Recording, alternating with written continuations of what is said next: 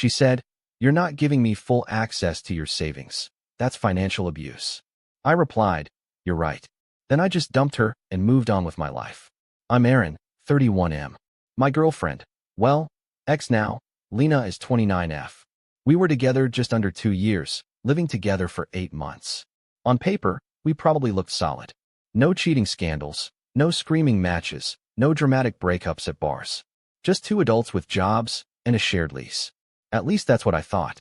Lena has always had a strong personality. She's sharp, opinionated, and never wrong in her own mind. I used to tell myself that was confidence. She'd correct waiters, talk over people in group settings, and had a habit of explaining my own job to me in front of others. I learned pretty early that disagreeing with her wasn't worth the headache, so I picked my battles. That part's on me. Money was one of those things I thought we were aligned on. I work in software, make decent money, and I'm careful with it. Not cheap, just intentional. I've always kept my savings separate. Emergency fund, long-term savings, investments. Lena knew this. We split rent and utilities proportionally. I covered most of the groceries. She handled smaller stuff. It felt fair. She, on the other hand, hated the idea of separate. She called it half-committed energy. Anytime finances came up, she'd make little comments. "It's weird you don't trust me with money." Or, "If we're building a future, why are you acting single?" I brushed it off as talk. Annoying, but just talk. Last week, that changed. We were sitting on the couch after dinner, her scrolling on her phone, me half watching something forgettable on Netflix. Out of nowhere, she turns to me and says, "So, I was thinking, you should give me full access to your savings." I laughed, because I genuinely thought she was joking. She didn't laugh back. Instead, she tilted her head, gave me that look she does when she thinks she's about to educate someone, and said, "I'm serious. Couples who don't share everything are toxic." I asked her why she needed access. Not accusatory, just confused. That's when her tone shifted. Cold. Annoyed. Like I'd failed a test I didn't know I was taking. She said, "Because if you don't, that's financial abuse." And something in my chest went very still. I didn't respond right away. Not because I was stunned, but because I was trying to understand how we got there so casually. Like she'd just accused me of forgetting to buy milk. I asked her to repeat it. Calmly. She sighed, loud and exaggerated, like I was being deliberately dense. "Aaron, controlling money is literally one of the main forms of abuse. I've read about this. You keeping your savings locked away where I can't see or touch it is a power imbalance." That word, power, kept coming up with her lately. I told her I wasn't controlling anything. The money was mine. I paid my share. I never questioned her spending. I never told her what she could or couldn't buy. I just didn't hand over my bank login. She smirked. Actually smirked. "That's exactly what an abuser would say," she replied. "You don't think you're doing anything wrong." Something about the way she said it felt rehearsed. Like she'd practiced this argument in the shower or with her friends. I asked her if someone had put this idea in her head. Wrong move. She snapped upright and said, "Wow. So now I can't even have my own thoughts? You really do see me as beneath you." I remember noticing how fast the conversation escalated. 10 minutes earlier, we were arguing about what to watch. Now I was apparently an abusive partner.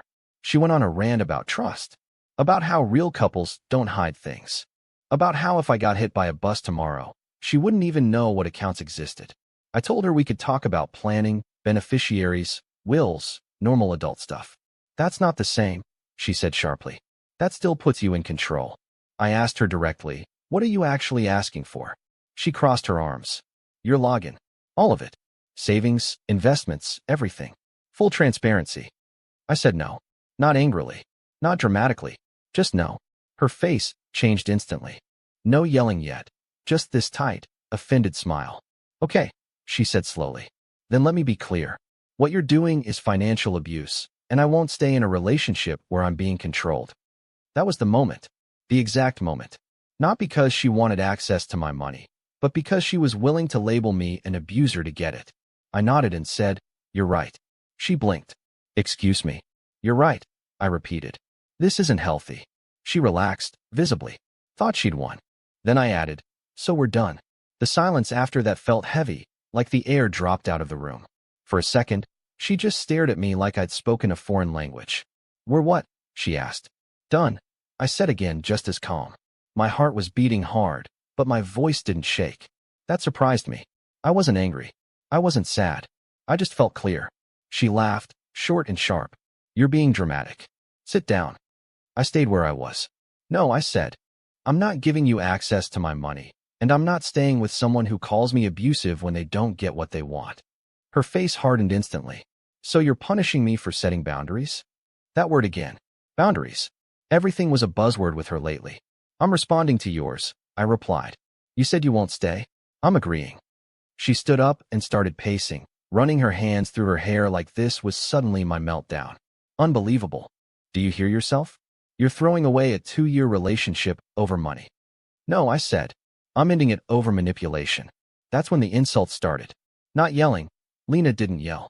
She did something worse. She talked slowly, deliberately, like she was explaining something to a child. You're selfish, she said. You've always been. You hide behind logic because you don't know how to be generous. Any woman would see this as a red flag. I nodded. Okay. That seemed to irritate her more than arguing would have. So that's it, she asked. You just walk away? Yes. She scoffed. You think you're some kind of hero right now. I don't, I said. I think I'm tired. She crossed her arms again and leaned against the counter. You'll regret this. You'll realize how hard it is to find someone who actually challenges you. I picked up my keys from the table. I don't need to be challenged by someone trying to control me. For the first time, I saw uncertainty flicker across her face. Where are you going? She asked. For a walk, I said. When I come back, we can talk logistics. But the relationship part is over. She opened her mouth like she was about to say something cutting, then stopped herself. Switch tactics. You know, she said quietly. Most men would be grateful to have a girlfriend who wants to build something real. I looked at her, really looked at her, and felt nothing. No pull. No guilt. I want peace, I said. Not access requests.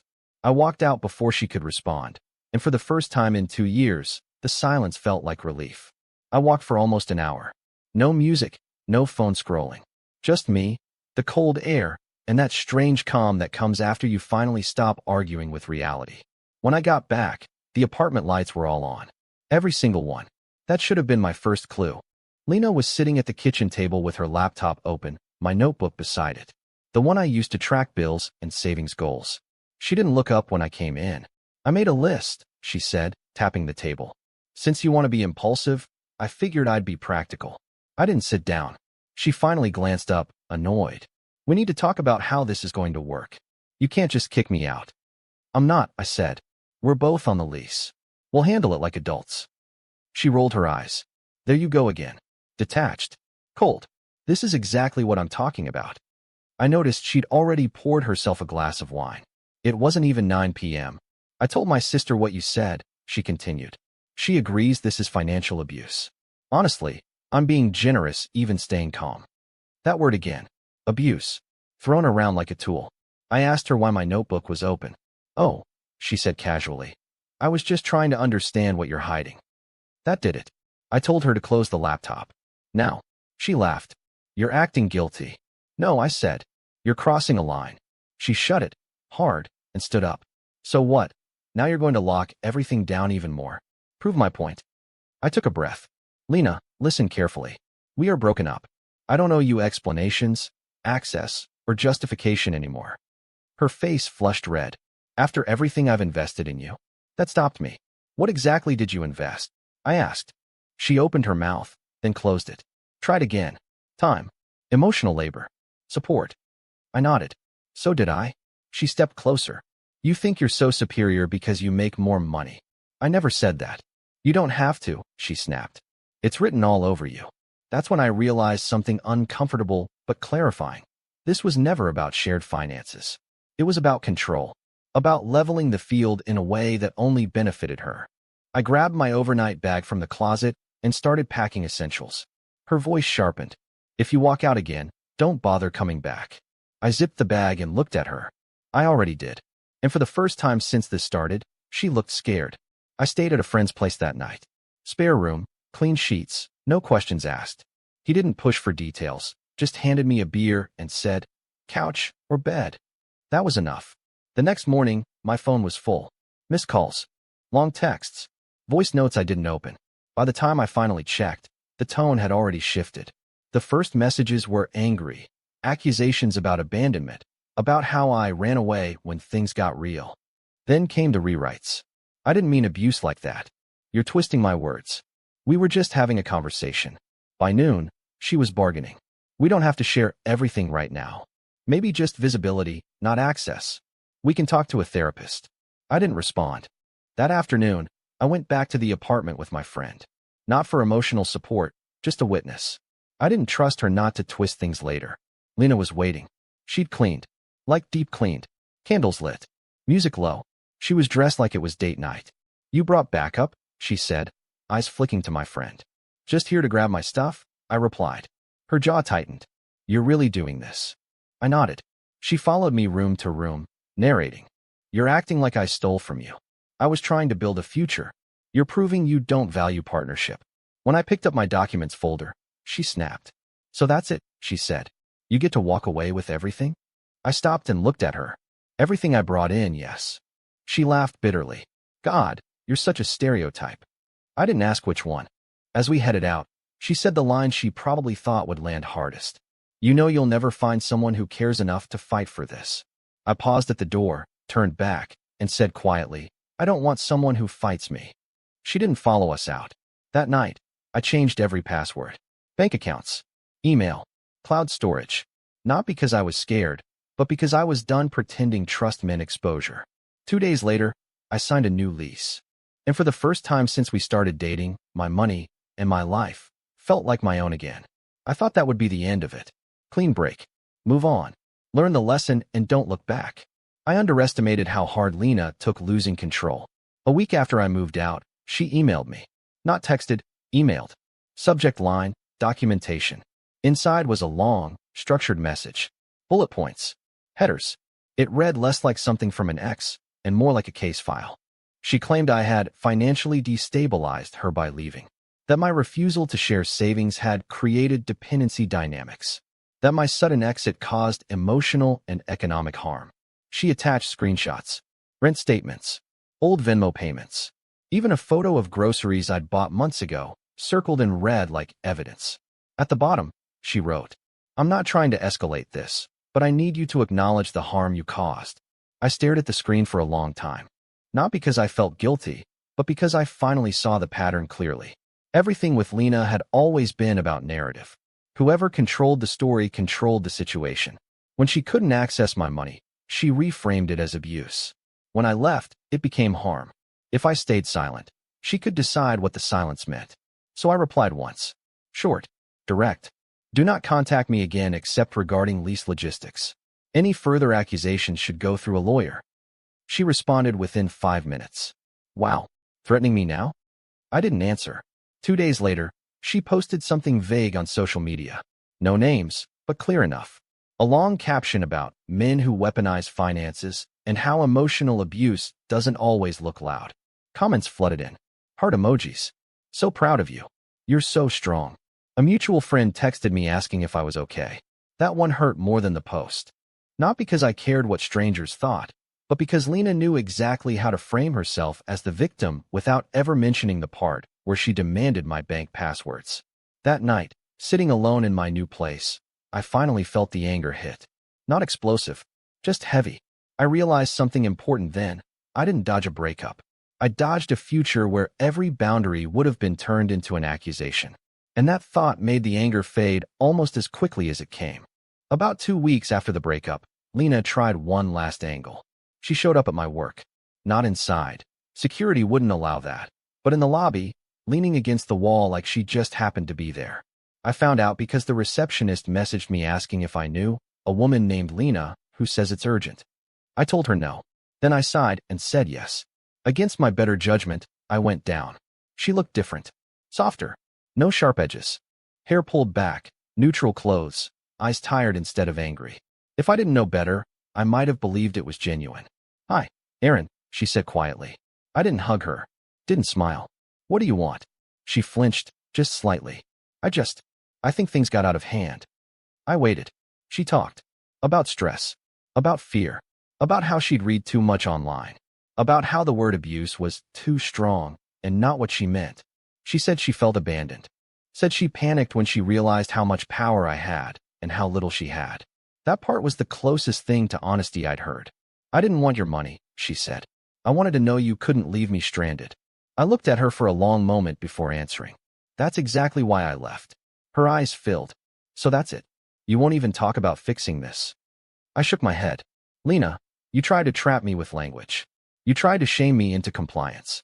That's not a misunderstanding. That's a deal breaker. She whispered, I would have done anything for you. I replied, you would have done anything to me. That landed. She didn't argue after that. Just nodded, wiped her face, and said, I guess I misjudged you. I watched her walk out of the building and felt something close to sympathy, but not regret. Back upstairs, I sat at my desk and realized my hands weren't shaking. My chest wasn't tight. There was no urge to chase closure. I didn't feel like I'd won. I felt like I'd stepped out of a storm before it turned into a hurricane. The fallout lingered longer than I expected, not in my life, but around it. Mutual friends started choosing sides without ever asking what actually happened. Some drifted quietly. Others asked careful, loaded questions like, so, what really happened with the money thing? As if there was a version where I looked reasonable and another where I didn't. I kept my answers short. We wanted different things. Anything longer felt like inviting debate. Lena, meanwhile, kept posting. Not directly about me anymore, but adjacent. Articles about emotional labor. Infographics about invisible abuse. Quotes about men who fear commitment disguised as self-respect. She never named me, but she didn't have to. Anyone who knew us knew. What surprised me was how little it bothered me. A month earlier, I would have obsessed over every comment, every implication. Now, it felt distant, like reading about a character in a book I'd already finished. One night, I ran into her friend Maya at a grocery store. We'd always gotten along. She looked uncomfortable, like she'd been rehearsing something. Hey, can I ask you something? She said. I nodded. Did you really refuse to share money because you didn't trust Lena? I met her eyes. I refused because trust doesn't require surrender. She was quiet for a moment. Then she said, that's not how she told it. I know, I replied. Maya hesitated. For what it's worth, this isn't the first time she's done something like that. That stuck with me. After that, things settled. The lease issue resolved cleanly. No legal nonsense. No surprise emails. Just distance. And in that distance, I noticed how much lighter my life felt. No tension around spending. No subtle monitoring. No need to justify every boundary like it was a personal flaw. One evening, sitting alone in my new place, I checked my savings account. Not to guard it, not to stress over it, but just because I could. It wasn't the number that made me smile. It was the fact that no one felt entitled to it anymore. That's when I understood something important. The moment Lena called me abusive, the relationship was already over. I just happened to be the one who acknowledged it first. About 3 months after everything ended, something unexpected happened. Nothing dramatic. No confrontation. No message from Lena. Just a quiet realization on a random Tuesday night while I was making dinner. I wasn't bracing for anything anymore. No mental prep before checking my phone. No spike of irritation when a notification popped up. No background tension humming under normal moments. I was just there, cooking, existing, calm. That's when it hit me how much energy the relationship had been quietly draining. With Lena, everything had been a negotiation disguised as intimacy. Every boundary was something she evaluated, pushed, reframed. If I said no, it became a conversation about why my no was problematic. If I stood firm, it became a flaw in my character. Nothing was ever allowed to just be mine. I started noticing the contrast in small ways. Friends asked favors without expectations attached. Coworkers respected a simple "can't right now." Even disagreements felt clean, no psychological gymnastics afterward. One night, I ran into Lena again. Same coffee shop we used to go to. Total coincidence. She saw me first. There was a brief flicker of something on her face, surprise, maybe irritation, but she recovered fast. Always did. Hey, she said, measured. Hey, I replied. She asked how I'd been. I said good. She nodded like she'd expected that answer and didn't like it. You seem different, she said. I am. She tilted her head. Still guarding your independence like it's gold? I smiled just slightly. No, I'm just not giving it away. She didn't have a response for that. As she walked away, I realized something else too. If I'd stayed, if I'd handed over access just to keep the peace, I wouldn't have peace now. I'd have constant surveillance dressed up as trust. Compliance mistaken for love. I finished my coffee alone unbothered. And that's when I knew, whatever story Lena needed to tell about me, I didn't need to correct it anymore. A few weeks after that, a mutual friend sent me a screenshot. I didn't ask for it, but I'm glad I saw it. It was a post Lena had written late at night, longer than her usual vague captions. She talked about losing someone because they couldn't handle accountability, about how men fear transparency when they benefit from imbalance. The comments were split this time. Less blind support, more quiet questions. I didn't feel vindicated. I felt finished. That's the part people don't talk about enough. Not every ending needs justice. Some just need distance. Looking back, the moment she said the words financial abuse, something snapped into place for me. Not because the accusation scared me, but because it showed how easily she was willing to weaponize language to get compliance. If I'd given in, it wouldn't have stopped there. Next, it would have been how I spent my time. Then who I talked to. Then how I made decisions. All under the banner of partnership. I didn't dodge a bullet. I dodged a slow erosion. I'm not angry at her anymore. I don't hate her. I just see her clearly now, and clarity has a way of killing attachment without drama. My life is quiet these days. Stable. My money sits where I put it. My choices don't need defending. When I say no, it stays no. And when I say yes, it actually means something. So here's why I'm posting this. If someone tells you that your boundaries are abuse, pause. If someone says trust means access, pause. If someone reframes your autonomy as cruelty, pause. Love doesn't require surrender. Trust doesn't require exposure. And partnership doesn't start with ultimatums. She said, "You're not giving me full access to your savings. That's financial abuse." I replied, "You're right." And then I walked away. Not because I was wrong, but because I finally understood I was done.